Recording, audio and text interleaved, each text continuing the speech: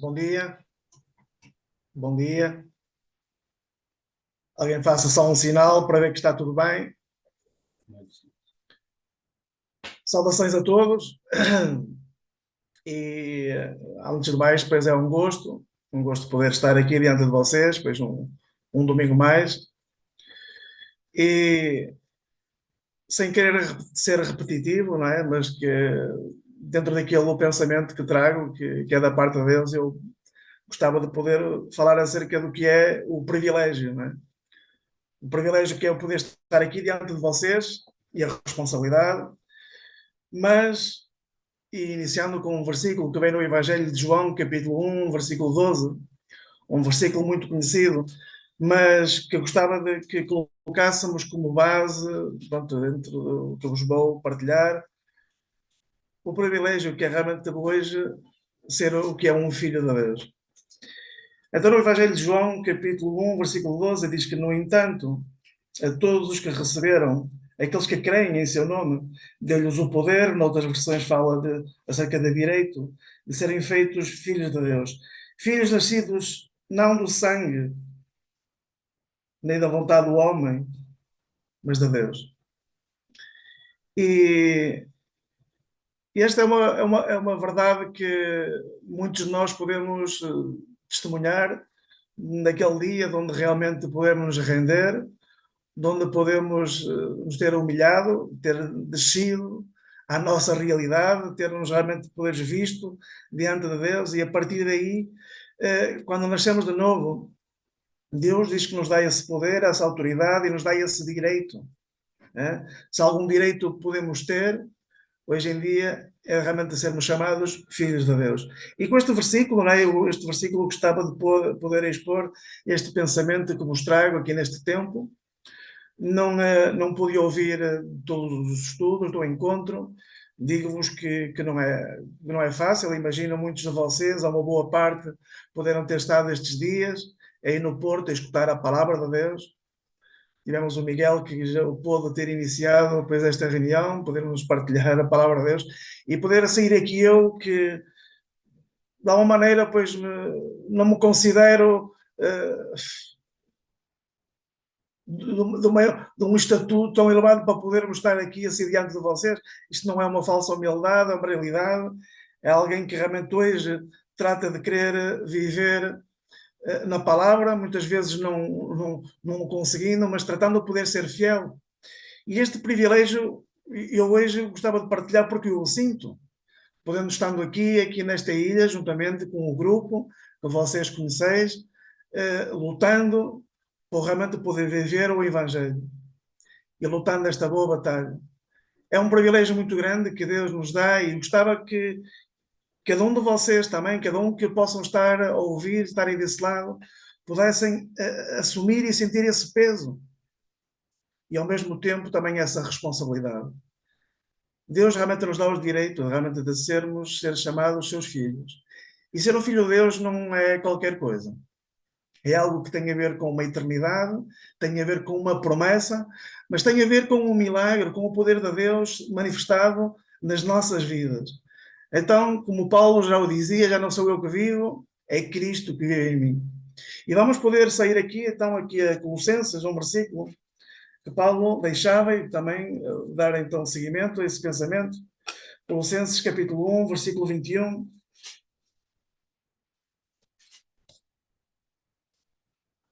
Poder realçar então esse privilégio, não é? Que nos alcança segundo a graça de Deus. Diz, a vós também, que noutro tempo erais estranhos e inimigos na sua mente pelas vossas obras más, agora, contudo, vos reconciliou no corpo da sua carne, pela morte, para perante ele vos apresentar santos, irrepreensíveis e inculpáveis, se é que permaneceis fundados e firmes na fé, não vos deixando afastar da esperança do Evangelho que ouvistes, o qual foi pregado a toda a criatura que há debaixo do céu, e do qual eu, Paulo, fui feito ministro. Aqui nos fala de algo, ou seja, de coisas muito importantes. Primeiramente, da maneira em que somos alcançados.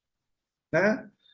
Efésios também nos dá alusão realmente à nossa condição, que estávamos mortos nos nossos delitos e pecados.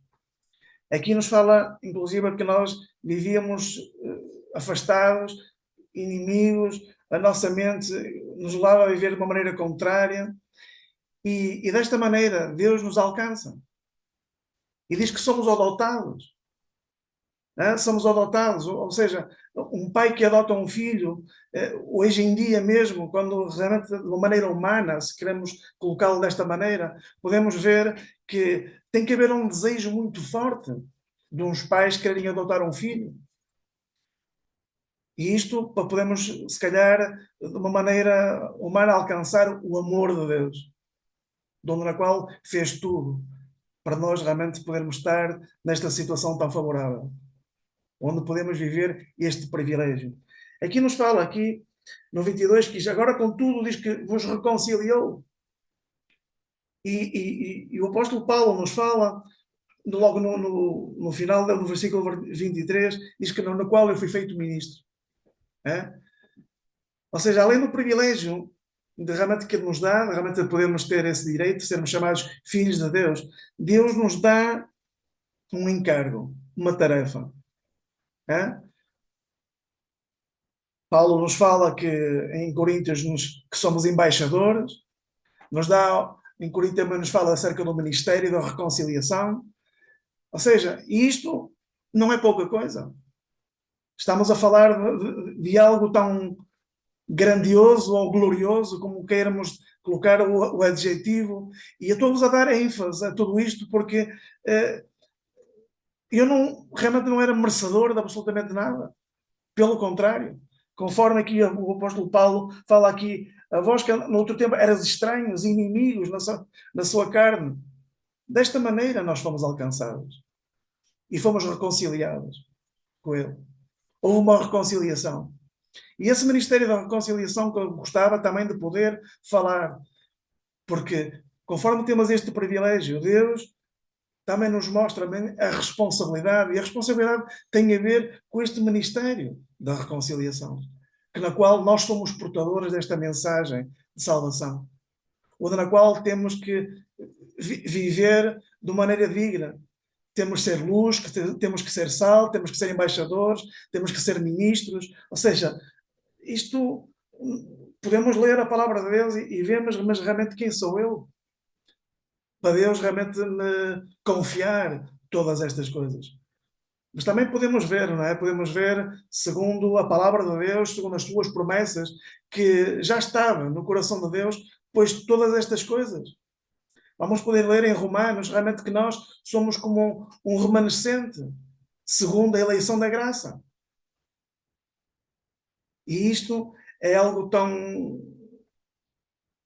é uma bênção da parte de Deus, o que realmente nós hoje podemos estar a viver, mas temos que ter consciente também da responsabilidade, ou seja, nós temos que tomar decisões, há que tomar compromissos, vivemos batalhas, vivemos lutas, mas que temos que ter consciência, conforme nos foi falado já nesta manhã. Nós também temos a liberdade, né? Temos a liberdade de realmente, o que nos estava a ser falado, realmente do que nos é permitido e aquilo que nos convém, é que é uma linha tão fina que nos é apresentada. E isso tem a ver com a própria liberdade que nós, como cristãos, como filhos de Deus, realmente temos que assumir esse compromisso. Porque em Gálatas Paulo também fala acerca em Gálatas 5, acerca, pois, que a liberdade que não seja para dar ocasião à carne, antes que o amor vos faça servir uns aos outros. Senão, cuidado, podeis andar-vos a devorar uns aos outros. Nos fala que essa própria liberdade que nós temos nas nossas relações, isso tudo, se o amor de Deus, se o amor fraternal, se realmente não está aí e não condiciona assim a minha liberdade para aquilo que muitas vezes, pois já não é aquilo que me convém, mas que possa ser conveniente também para os demais. Porque nas minhas decisões também pode estar a afetar a consciência de outros. Então, como que Deus, por meio do seu Espírito, também nos alerta e nos mostra todas essas situações no nosso caminhar. E o bom, não é? O bom que Deus também nos dá o penhor do seu Espírito, não é? Essa garantia que realmente Ele nos dá para nós podermos viver de uma maneira santa. 2 Coríntios, capítulo 5, se me acompanham.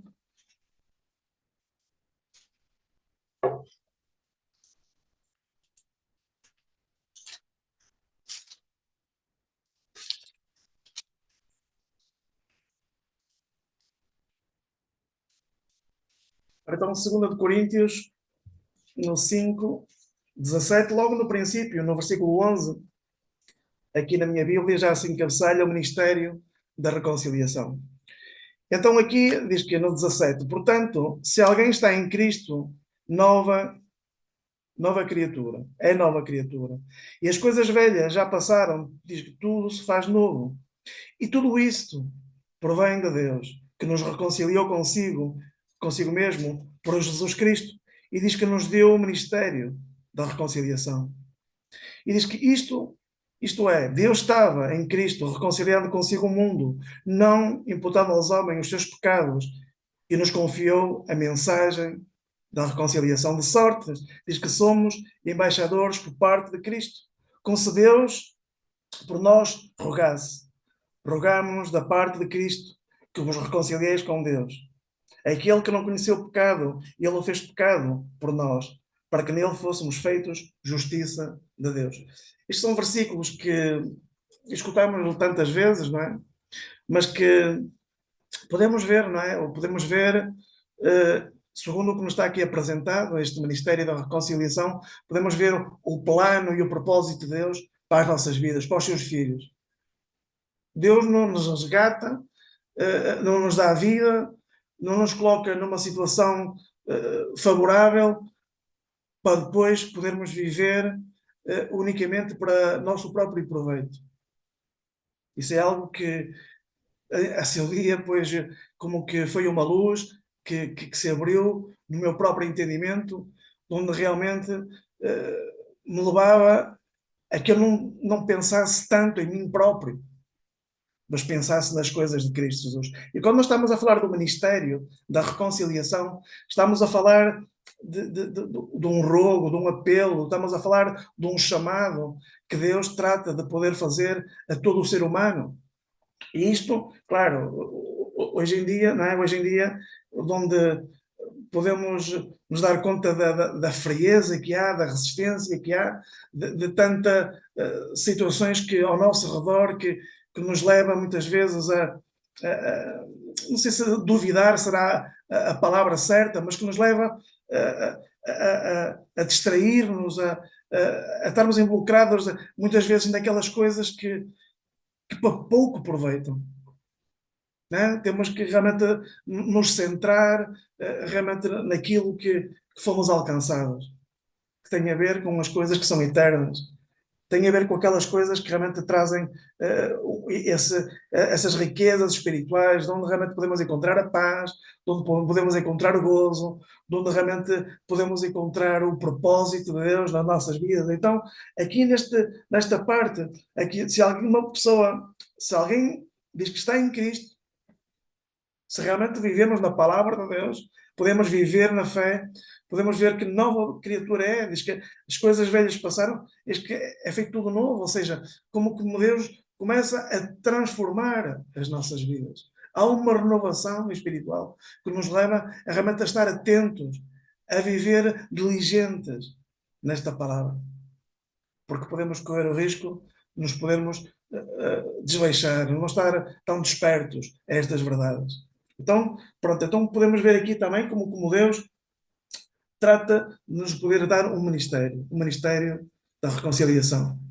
Né? Vemos o exemplo que o apóstolo Paulo nos fala aqui acerca de um embaixador. Um embaixador, quando está num outro país, ele trata de poder tratar dos direitos da sua nação, dos direitos do rei.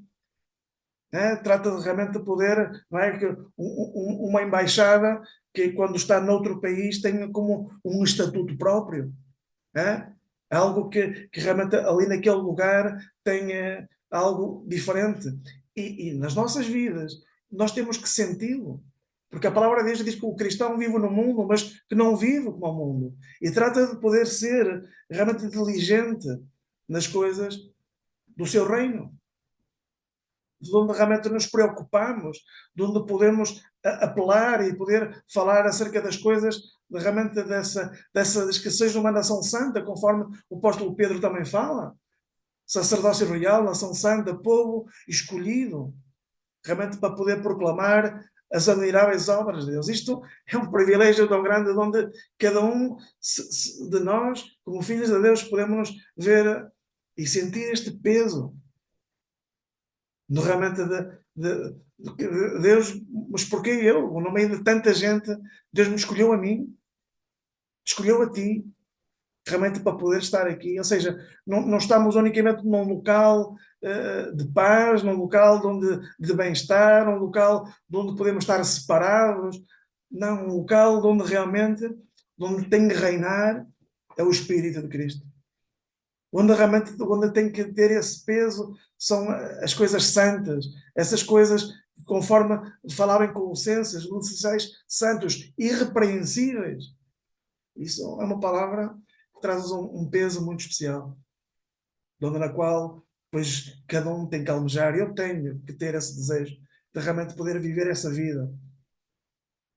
Muitas vezes não o alcance, mas que tenho esse desejo de ser. Então, é como aquela palavra, pois, desce também, pois, aí, à roda do oleiro. Em Jeremias, pensa, desce, e aí te farei ouvir. Na roda do oleiro, onde realmente Deus nos transforma, Deus nos trata, de onde aí o oleiro trata de poder moldar o barro, tirar as impurezas para nos formar. E Deus nos está a formar, nos está a transformar como novas criaturas para este ministério. Para que mais gente realmente seja alcançada, para que mais gente possa testemunhar realmente do poder de Deus. Não nós, Cristo em nós. É disso que se trata. Vamos aqui a Atos, livro de Atos. Vou-vos aqui ler aqui uma passagem, Atos 17. Quando Paulo está em Atenas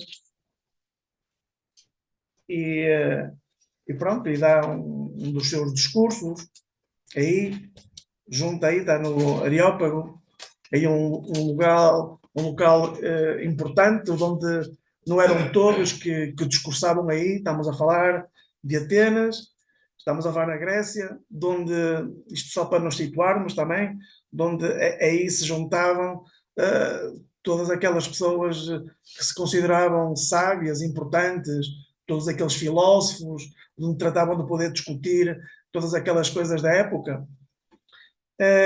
Paulo tratou de poder discursar aí, e neste discurso, de onde eu já o li tantas vezes, mas que o porquê que eu vos quero ler, porque se identifica muito com aquilo que realmente podemos viver aqui na Madeira. Eu vou-vos explicar em que sentido. Porque quando Paulo trata de poder expor, trata de poder falar acerca desta mensagem da salvação, o ministério da reconciliação, trata de poder expor de uma maneira simples, não é? A eles, com coisas que eles próprios podiam identificar, todas essas coisas. E aqui, e se calhar vamos começar a ler, aqui assim. Vamos começar a ler aqui a partir do versículo 15. E os que acompanhavam Paulo levaram-no até Atenas. E tendo recebido ordem para que Silas e Timóteo fossem ter com ele o mais depressa possível, partiram. Enquanto Paulo se esperava em Atenas, ficou indignado ao ver uma cidade tão entregue à idolatria. De modo que discutia na sinagoga com os judeus e os gregos piedosos, e todos os dias na praça, com os que ali chegavam. Alguns dos filósofos epicureus, estoicos, discutiam com ele. Uns diziam: que quer dizer este tagarela? E outros: parece que é pregador de deuses estranhos. Diziam isso porque Paulo lhes anunciava Jesus e a ressurreição. E tomando, o levaram ao Areópago, dizendo: poderemos nós saber que novo ensino é que nos falas? Coisas estranhas nos estás trazendo aos ouvidos e queremos saber o que vem a ser isto.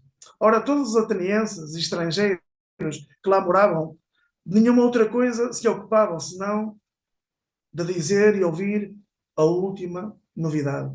Eu parava aqui no versículo 21. Então Paulo tratou de poder anunciar a mensagem, pregar a Cristo acerca da cruz e claro, isto tudo para eles é completamente tudo novo, daquilo que eles realmente depois até à altura estavam habituados, dentro do que é todas aqueles discursos filosóficos que tinham naquela época, de filósofos tão famosos até ao dia de hoje. Uns se burlavam dele, diziam, mas quem é este tagarela? Eu não sei, se calhar literalmente nunca o te disseram, mas houve muita gente, com certeza, que também já o pensava, diz, olha-me este que viveu aquela vida tão miserável, vem agora aqui falar-nos acerca deste caminho, desta salvação. Outros dizem que, mas ensina, trata-nos de poder falar, explanar-nos então acerca deste ensino novo. E falam-nos aqui acerca, por isso é que eu gostava de poder nos situar acerca daqui da Madeira, porquê? Porque quando aqui cheguei, ou quando aqui chegámos aqui à Madeira, uma das coisas que podemos constatar é que aqui, este povo daqui escuta, se interessa. É? Quando vem algo diferente, ou seja, nós que vimos do continente, nos apresentamos aqui como uma obra cristã, um centro que realmente dá ajuda, faz este trabalho desta maneira, assim e tal. Vem algo interessante na qual, se calhar, por aqui, na ilha, não há semelhante, há algo novo. E tratam de poder ouvir. Mas depois, claro, vamos também poder seguir à frente, nos versículos que vêm por diante, quando como que o caminho se trata de poder estreitar, e quando Paulo trata-se de poder falar acerca da ressurreição, aí já, alto lá, isto já para mim, isto já, acho que já te estás a passar um bocadinho. O mesmo também já se passou mais à frente no capítulo, se não estou em erro 26, quando Paulo estava diante do governador Félix, e Paulo, pois as tuas loucuras também, quando tratamos de poder falar acerca da ressurreição, podemos falar acerca, não é, da morte de Cristo, falar acerca do que é morrer, um justo morrer, ainda que, claro, para os judeus, diz que é loucura, para os gregos, loucura, o poder de Deus, para aqueles que creem, sabemos que a pregação de Paulo nos trata de poder falar acerca da loucura da pregação, da cruz. E aqui eu vi esta parte, não é? Mas uma das coisas que mais à frente podemos constatar que Paulo tratou de poder expressar, seguimos no versículo 22, então estando Paulo no meio do Areópago, disse, homens atenienses, em tudo vejo que sois muito religiosos, pois passando eu e vendo nos vossos santuários, achei também um altar em que está escrito ao Deus desconhecido. Ora, esse que vós adorais sem conhecer, é esse que vos anuncio. O Deus que fez o mundo e tudo o que nele há, sendo ele Senhor do céu e da terra, diz que não habita em templos feitos por mãos de homens, tampouco é servido por mãos de homens, como que necessitando de alguma coisa. Porque ele mesmo é quem dá a todos a vida, a respiração e todas as coisas. Diz que de um só fez todas as nações dos homens, para habitarem sobre ele toda a face da terra, determinando-lhes os tempos já antes ordenados e os limites da sua habitação. Deus fez isso para que o buscassem e talvez, procurando, o pudessem achar, ainda que não está longe de cada um de nós. Pois nele vivemos, nos movemos e existimos, como também alguns dos vossos poetas disseram, diz que somos também sua geração. Portanto, sendo nós geração de Deus, não havemos de pensar que a divindade seja semelhante ao ouro, à prata ou à pedra esculpida pela arte e imaginação do homem. Versículo 30. Deus, porém, não levando em conta os tempos da ignorância, diz que manda agora que todos os homens, em todos os lugares, se arrependam, pois se determinou um dia em que com justiça há de julgar o mundo por meio do homem que escolheu. E ele diz que deu certeza a todos, ressuscitando dentre os mortos. Quando ouviram falar acerca da ressurreição de mortos, uns zombaram e outros diziam, sobre isso te ouviremos outra vez. E assim Paulo saiu do meio deles. Versículo 34, eu também gostava de podermos ficar aí, diz que todavia juntaram-se alguns homens a ele e creram.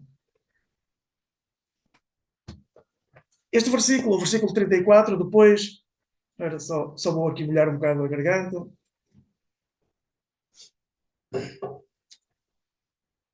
Depois de expor o caminho da salvação e de uma maneira sábia tentar chegar a todos estes homens, estes atenienses, aí falando coisas que são simples de poder, se calhar, até entender de uma maneira humana,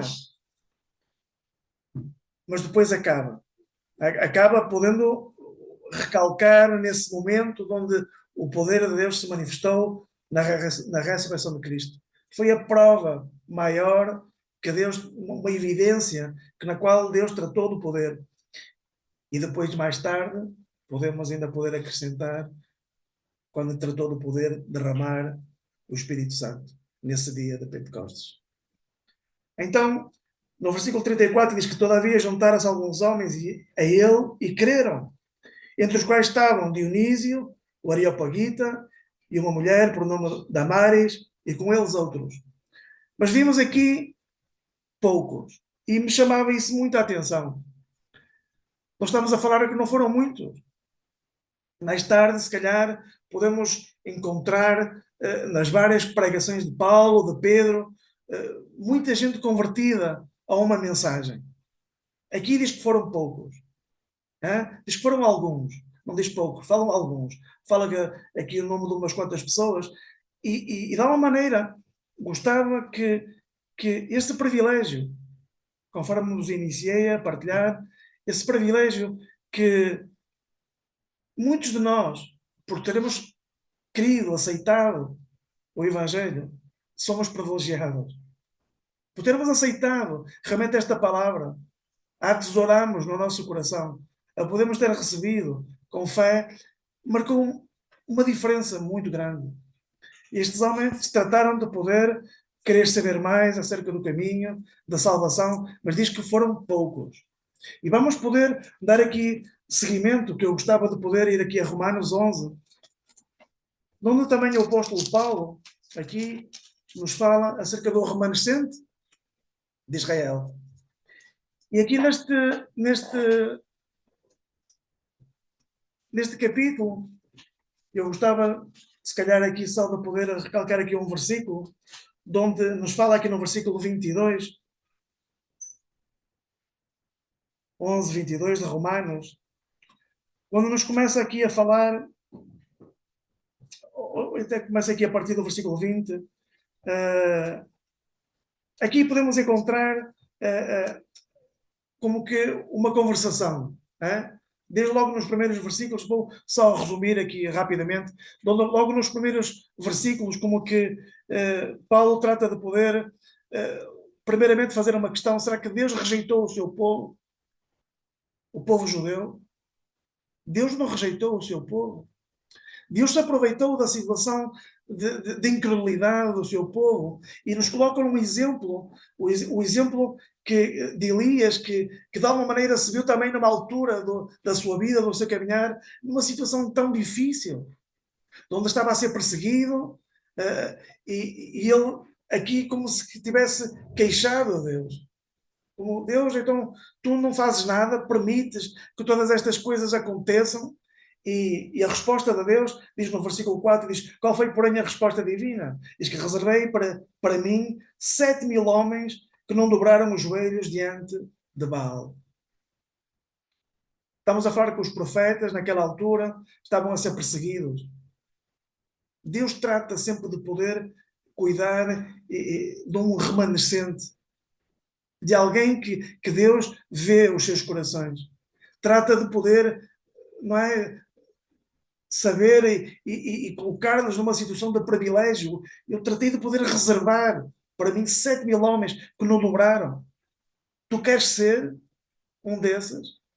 Tu queres tomar parte e realmente depois ser esse privilegiado, onde na qual te vai dar essa responsabilidade, mas que nisto há algo. Nisto também há algo que Deus nos pede. Nos pede fidelidade, submissão, obediência, amor. São preceitos que são tão importantes, que na qual temos que nos examinar se realmente podemos estar a viver na fé, pois estes homens aqui que Deus mesmo lhe está a dar a resposta, a Elias, está-lhe a dar a resposta porque ele próprio se viu como sozinho. Deus não nos deixa como sozinhos. Primeiramente, pois, ele diz que vai estar connosco até quando? Até ao final. Até ao final dos tempos. Ele vai estar sempre connosco. E vai guardar um remanescente, vai guardar um grupo, alguns, não são muitos. Não são muitos. A verdade é que não são muitos. E vamos ter bem presente, a palavra de Deus nos fala que não são muitos, são poucos. Aqueles que Deus realmente vai guardar, mas vão ser aqueles poucos que se vão manter fiéis à palavra de Deus, que realmente vão entesourar a palavra de Deus, vão guardá-la no seu coração, como diz no Salmo 119, versículo 5, 6, para não pecar contra ti. É isso que eu animo. Deus nos dá o privilégio, mas temos a responsabilidade de nos mantermos também desta maneira. E aqui, como Paulo dá uma advertência, aqui, no 20, está bem, pela sua incredulidade diz que foram quebrados e tu estás em pé pela fé. Mas depois nos diz assim, não te orgulhes, mas teme. Pois se Deus não poupou os ramos naturais, estamos a falar de Israel mesmo, os judeus que eram os ramos naturais. Se Deus não poupou os ramos naturais, teme que não te poupa a ti também. E nos falam algo muito importante que eu gostava de deixar isso, é que temos que considerar. Considera, pois, a bondade e a severidade de Deus. Para com os que caíram, severidade. Mas para contigo, bondade de Deus. Se permaneceres na sua bondade, de outro modo, também serás cortado. Sabemos que é a bondade de Deus que nos conduz a um arrependimento. Como que Deus nos dá e nos coloca uma porta na qual se realmente depois há um arrependimento sincero na minha vida, Deus, segundo a sua graça, o seu perdão vai ser derramado e uma porta se vai abrir. As escamas dos olhos realmente vão cair. O véu que realmente estava colocado em diante, esse véu que nos impede de poder entender, de poder ver todas essas coisas, nos vai abrir. É um milagre. É um privilégio tão grande que na qual eu pensava, não é? Quando, não é? A preparar, não é? Depois, esta reunião e recalcava, e uma das coisas que eu podia sempre, se calhar ser repetitivo, mas é um privilégio. É um privilégio tão grande que realmente nós podemos estar a ter, mas que não é menos responsabilidade. E gostava que fôssemos. Aqui é uma parte que Tiago nos deixa para podermos também considerar, porque vivemos lutas e lutas que muitas vezes são intensas. Hein? Podemos falar de lutas exteriores, né? Do próprio mundo, o próprio diabo que trata de poder querer tentar os seus, né? Aos filhos de Deus ele trata de poder querer tentar. Mas Tiago aqui nos fala também de algo que é muito importante, não é? Que nós temos que estar bem cientes disto, realmente para não nos desleixarmos de estar nesta posição favorável. O capítulo 4 de Tiago diz que de onde vêm as guerras e as contendas entre vós? Não vêm disto, dos prazeres que nos vossos membros guerreiam? Cobiçais, mas nada tendes. Matais e invejais, mas não podeis obter o que desejais. Diz que combateis e guerreais, nada tendes, porque não pedis. Pedis e não o recebeis, porque pedis mal, para o gastardes em vossos prazeres. Adúlteros e adúlteras, não sabeis que a amizade do mundo é inimizade com Deus? Portanto, qualquer que quiser ser amigo do mundo, diz que se constitui inimigo de Deus. Isto são verdades que na qual, pois, se é sincero, pode ver que está tão perto, né? E esta palavra se faz real quando realmente depois nós tratamos de poder desviar-nos do foco. Quando em Hebreus 12 nos fala de onde temos que nos desembaraçar de tudo aquilo que estorba, olhando firmemente. Quando nós deixamos de ter o nosso olhar posto naquela cruz, o nosso olhar em Cristo, quando o nosso olhar na palavra de Deus, nas suas promessas, quando nós permitimos que de alguma maneira, aquilo, às vezes pode não ser uma porta, pode ser uma janela. É? Aquelas janelas às vezes pequeninas que possam estar aí, que muitas vezes nem damos muita atenção, mas que é por aí que o engano se pode instalar. Quando nós nos desviamos e permitimos que o nosso coração se alimente de outras coisas. Há uma passagem que vem no Antigo Testamento que eu gostava de poder partilhar convosco, vem em Juízes.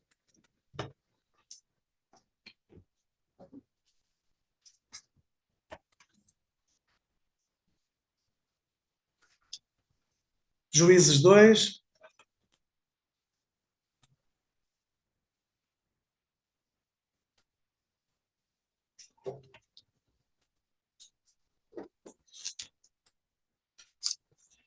Aqui vemos aqui a continuidade e estamos a falar aqui um pouco da história na qual Paulo também em Coríntios nos fala que todas estas coisas são para recordação vossa, para que nós realmente depois possamos dar atenção, possamos ter bem presente, porque todos estes exemplos e estas situações que ocorreram a nível espiritual podem nos ocorrer a nós. E uma das coisas que aqui nos fala no versículo 10, capítulo 2, diz que foi também congregada toda aquela geração a seus pais e outra geração após deles que se levantou, que não conheciam ao Senhor, tampouco a obra que ele fizera a Israel. Aqui um pouco nos fala acerca da infidelidade. A infidelidade desta geração, a infidelidade dos israelitas, estamos a falar da geração posterior à de Josué.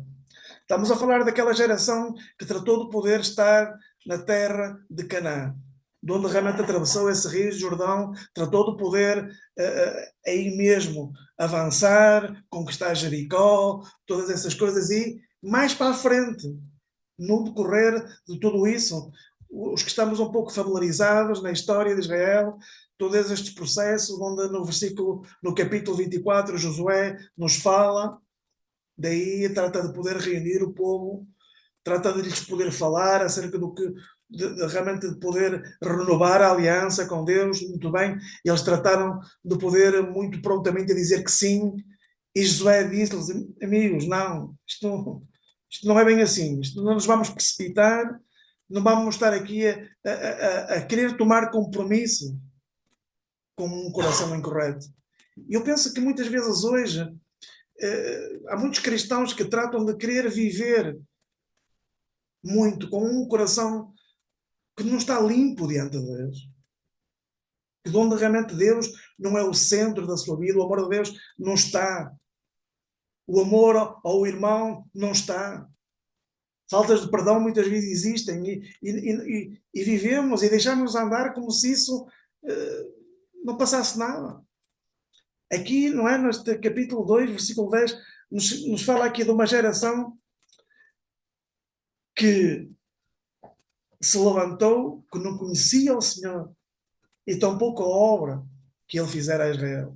Isto, vejam bem, ou seja, os perigos, vejam bem o desvio, vejam bem como se pôde esfriar algo que no passado, vejam bem como Deus se manifestou de uma maneira tão poderosa na vida deste povo, de onde lhes tirou do Egito, de onde realmente lhes colocou, através da sua mão poderosa, por um deserto, de dia e de noite, a presença de Deus no meio da nuvem, ou seja, abriu o mar, os levou por aí, ou seja, tantos sinais, tantas coisas, mas que a seu tempo, e a mim o que me preocupa nos tempos que hoje possamos estar a viver, é que se possa estar a levantar uma geração que não possa conhecer ao Senhor.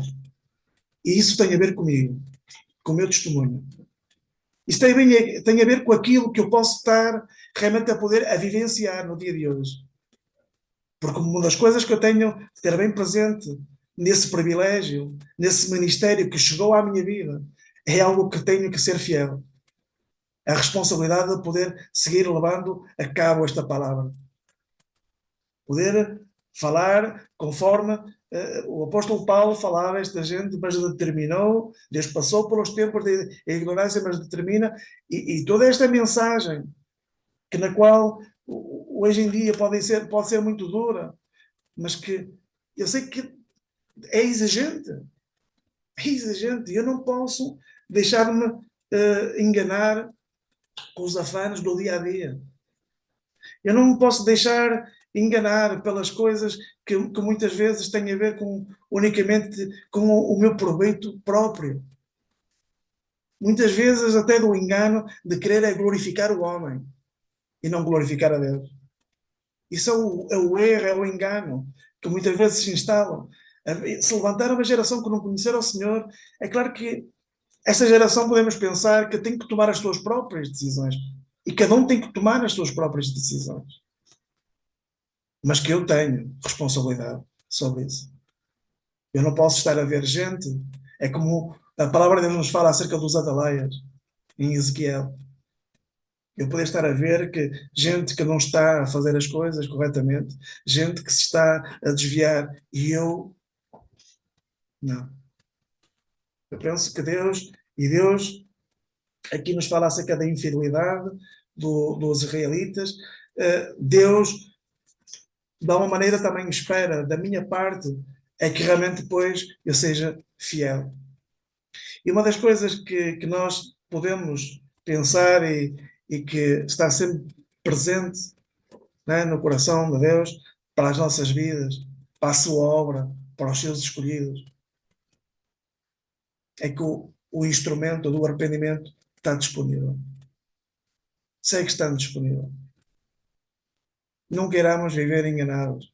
Se de alguma maneira, pois, possa estar algo aí nos nossos corações que não está em ordem diante de Deus, nós temos que nos colocar na devida relação com Deus.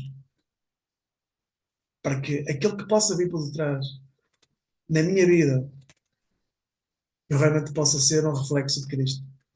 Possa ser essa luz, possa ser esse sal, possa ser embaixador, possa ser esse ministro, possa ser essa voz.